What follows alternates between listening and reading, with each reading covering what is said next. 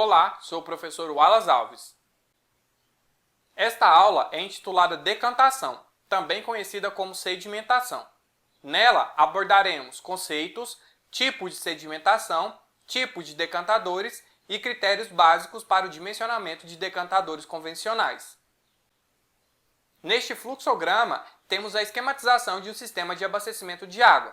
Note que a água é coletada através de um manancial, aduzida para a etapa de tratamento, em que ocorrem os processos de coagulação, floculação, sedimentação, filtração, desinfecção, fluoretação e correção do pH. Após o tratamento, a água é considerada própria para o consumo humano, então ela será reservada e posteriormente distribuída através das redes de distribuição. Nesta imagem, temos a vista superior de uma estação de tratamento de água, onde é possível notar a presença dos decantadores indicados em laranja. Nessas outras imagens, temos a representação de decantadores dentro da estação de tratamento de água. Note que esses dispositivos apresentam um corpo com grandes dimensões, visto que a água precisará passar numa velocidade bem baixa para que o processo de decantação ocorra de forma adequada. A decantação ou sedimentação pode ser conceituada como um processo de separação sólido-líquido em que a gravidade fará com que as partículas desçam e fiquem depositadas no fundo do dispositivo.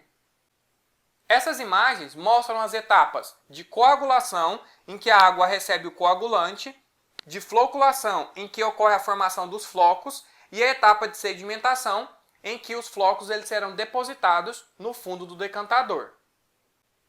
Para que a sedimentação ocorra de forma adequada, há necessidade de se ter uma velocidade de sedimentação dentro do decantador para que as partículas consigam se depositar no seu fundo. Para calcular a velocidade de sedimentação, deve-se considerar a força de arraste das partículas, o empuxo da água e o peso da própria partícula. Com isso, temos que a força-peso deverá ser igual à força de arraste mais o empuxo da água. A força de arraste pode ser calculada através desta equação, já o empuxo da água através dessa e a força-peso através daquela equação.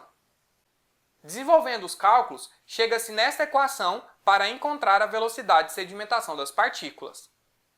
Esta equação foi delimitada por Isaac Newton, visto que os seus estudos permitiram quantificar a velocidade de sedimentação das partículas. Fazendo-se a substituição do CD na equação formulada por Newton, encontra-se uma equação delimitada por Stokes, chamada de Lei de Stokes. A partir da equação de Newton, é possível quantificar a velocidade de sedimentação de diversos tipos de partículas. Essa tabela traz a velocidade de sedimentação com partículas de diferentes tamanhos e diferentes pesos específicos. O processo de sedimentação pode ser classificado em 4 tipos: a sedimentação discreta, conhecida como tipo 1, a sedimentação floculenta, conhecida como tipo 2, a sedimentação em zona, conhecida como tipo 3, e a sedimentação por compressão, conhecida como tipo 4. Na sedimentação discreta, conhecida como tipo 1, as partículas apresentam velocidade e tamanho constantes, e não há interação entre essas partículas ao longo do processo de sedimentação. Esta imagem ilustra o processo de sedimentação discreta. Note que as partículas 1 e 2 permanecem com velocidade e tamanho constantes durante o processo de sedimentação. A partir das relações apresentadas na imagem, é possível obter a equação para encontrar a velocidade de sedimentação. Desenvolvendo os cálculos, é possível constatar que a velocidade de sedimentação pode ser obtida através da vazão e da área superficial do decantador. A relação entre a vazão e a área superficial do decantador é chamada de taxa de escoamento superficial. Isso quer dizer que partículas com velocidade de sedimentação maiores do que a taxa de escoamento superficial serão removidas durante esse processo de sedimentação discreta. Aqui temos a equação para encontrar a velocidade de sedimentação que leva em consideração a vazão e a área superficial do decantador. E para que as partículas sejam removidas na sedimentação discreta, a velocidade de sedimentação tem que ser maior do que a taxa de escoamento superficial. Recapitulando, na sedimentação discreta, conhecida como tipo 1, as partículas permanecem com velocidade e dimensões inalteradas ao longo do processo de sedimentação. E para que elas sejam removidas, a velocidade de sedimentação precisa ser maior do que a taxa de escoamento superficial do decantador. Na sedimentação floculenta, conhecida como tipo 2, a velocidade de sedimentação não é mais constante, visto que as partículas irão se agregar durante o processo de sedimentação.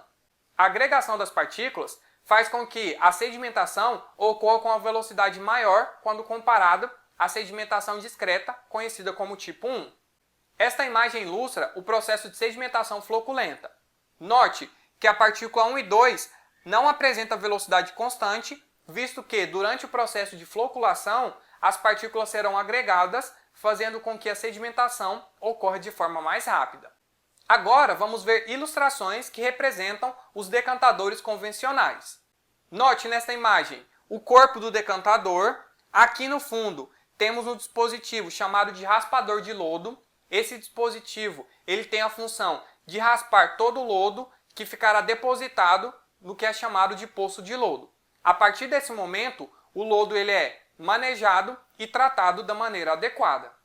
Aqui temos outra imagem que ilustra um decantador convencional. Note o seu corpo, o dispositivo raspador de lodo, aqui o que é chamado de poço de lodo, onde todo o lodo será depositado e posteriormente manejado e tratado. Outro esquema de decantador convencional, note as partes descritas anteriormente, e mais um esquema de um decantador convencional. Note o raspador de lodo, o poço do lodo, onde o lodo ficará depositado para ser manejado e tratado. Para que o dimensionamento do decantador convencional seja feito de forma adequada, o engenheiro projetista precisa atender a alguns requisitos básicos. A relação entre o comprimento e a largura deve ser sempre maior ou igual a 3. A taxa de escoamento no vertedor, quando houver, deve ser sempre igual ou menor 2,5 litros por segundo por metro. O número de Reynolds deve ser verificado através desta equação e deve ser sempre menor ou igual a 20.000.